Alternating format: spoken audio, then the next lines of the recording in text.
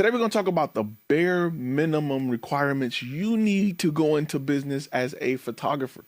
The bare minimum, some things you gotta have in order before you are ready to go and start to charge people. Corporate photography is very easy. It does not take a whole lot of craziness. I know you're used to looking at magazines and you're used to seeing some really high-end photography. There is a place for that, but to get started, you can keep it pretty simple.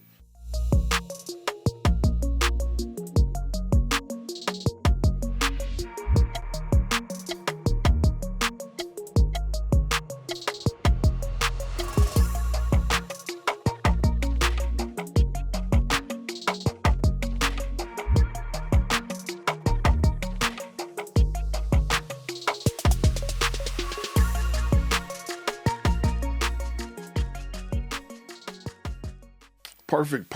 If this is your first time on this channel right here, this channel was designed for content creators like yourself that want to turn their passion into profit. If you want to learn how to make people look better using Photoshop and After Effects and all of that, this ain't the place to be. My name is Ty. I'm a former Army combat photographer, the owner of FlashFilm Media, which is one of Texas' most trusted video production companies. And today we're going to talk about being a photographer. What is the bare minimum skill set you need to understand or have or possess to go into business? Now, a lot of this is based around your niche. And if you listen to this or you listen to areas and courses that I have offered, like Module 1, I punch you in the throat. I punch you in the throat talking about niche and why you need to make that decision before you make any other decisions. You don't want to have to go back and change all of your company's information, name, LLC, banking, all of that stuff because you couldn't decide what direction you wanted to go into. Let's talk about some of the things you need to understand. You need to have a really good understanding, and we're not going to go in order, but we're just going to lay them out. You need to have really good understanding of composition. There's nothing that really ticks off a client than having the image looking wrong because of composition, because you're cutting off arms, legs, heads, a part of the product. I don't care what type of photography you do. Composition is something you need to be good at.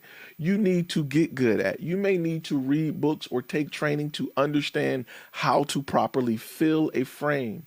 So many amateurs don't understand this. In the Army, as a combat photographer, they teach you how to capture images using composition in real time. They teach you about that, leading lines and things like that, things you need to know and understand to move forward and capture dynamic images live on the battlefield or during an event. And that's something that you need to learn about as well as practice. And once you learn about composition, your videos and your images will take a leap forward. I can instantly tell when something's off when I look at an image from someone and the composition is off. It almost drives me crazy. I got friends that take pictures of their cars and I'm like, bro, you're cutting off wheels, you're cutting off roofs, you're taking pictures of people and you're cutting them off in the wrong place. The number two thing is understanding the exposure triangle. What is the exposure triangle, Ty? It's understanding your f-stop, understanding your ISO and shutter speed definitely helps with your exposure triangle. Again, exposing is way more than just illuminating the person. It's understanding how lighting will help you tell your story visually with images.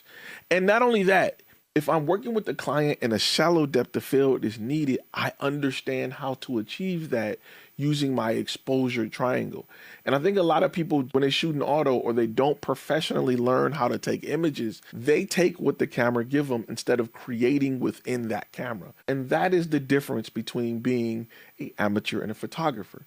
So understanding the exposure triangle helps you look at a situation differently. It helps you say, well, maybe a faster shutter speed works best to help capture action in this sports photography. And number three, the third thing, of course, is we're going to go into lighting. You need to know how to properly light a person or a subject at bare minimum with a 3-point lighting system. Now, as far as using practicals and bounce lights and diffusion and things like that, those are things you still need to practice and learn, but bare minimum, you need to understand the 3-point lighting system. If you don't understand that, you're not going to be able to properly light things. And that is something that takes time to fully grasp and understand.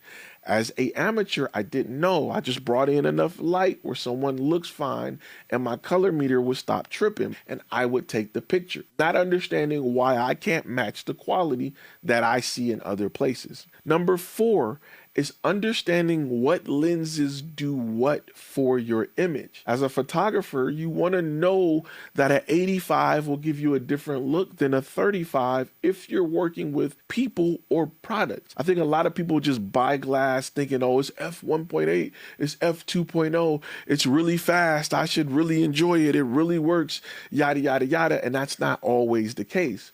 Understand how your subject matter, how it reacts to your lens type, and how that lens type can help you or hurt you. Got somebody that's saying, make me look slimmer. You may want to shoot on a 100 millimeter over a 50 because it'll make that person look a little slimmer.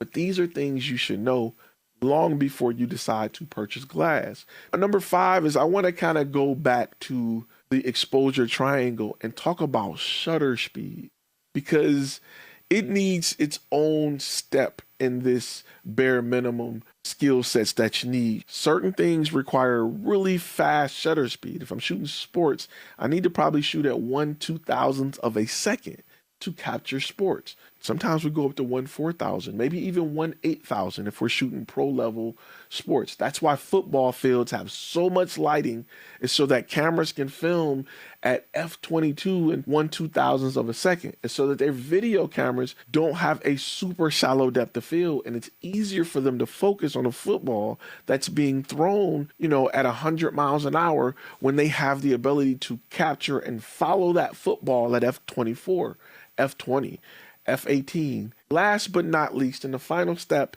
at making sure that you have the bare minimum it takes to go into the world of photography, is you need to understand color, right?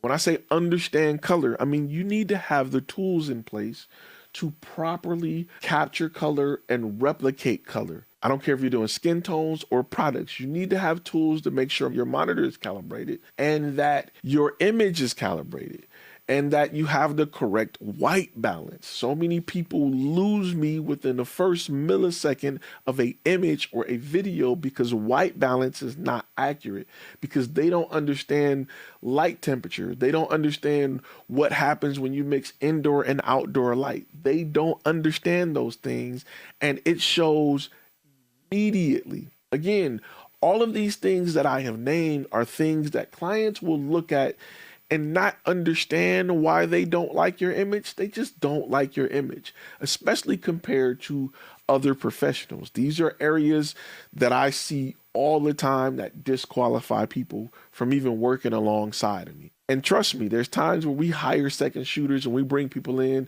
and we get demo reels, and I see these mistakes and I instantly disqualify you. Because if this was good enough to make your demo reel, what is your regular stuff like? One little bonus caveat, bare minimum, that you need to do or know how to do or understand to go into photography, and that's how to use a flash properly. So many photographers I meet are natural light photographers because they never learned how to use a flash properly. If you learn how to use a flash properly, you will never call yourself a natural light photographer, because natural light doesn't give you any better light than understanding how to control a flash.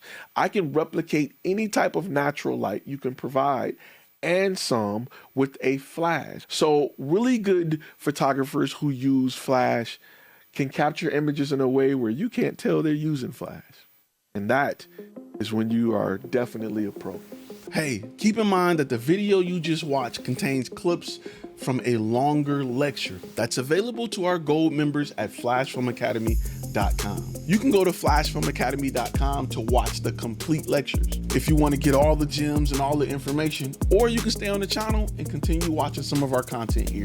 Just click one of those boxes somewhere around here. Just, yeah, you know where to go. Right up in here, somewhere, wherever it pops up, you know what to do. You got this.